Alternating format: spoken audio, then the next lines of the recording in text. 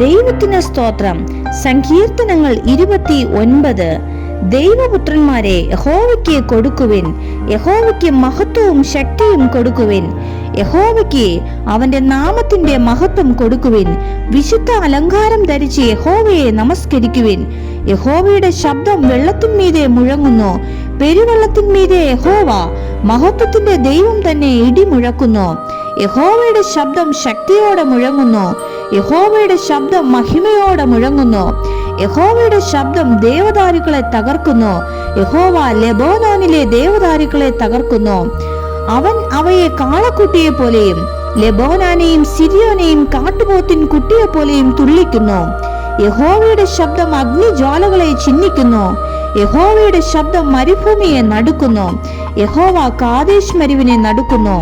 യഹോവയുടെ ശബ്ദം മാൻപേടകളെ പ്രസവിക്കുമാറാക്കുന്നു, അത് വനങ്ങളെ തോലുരിക്കുന്നു.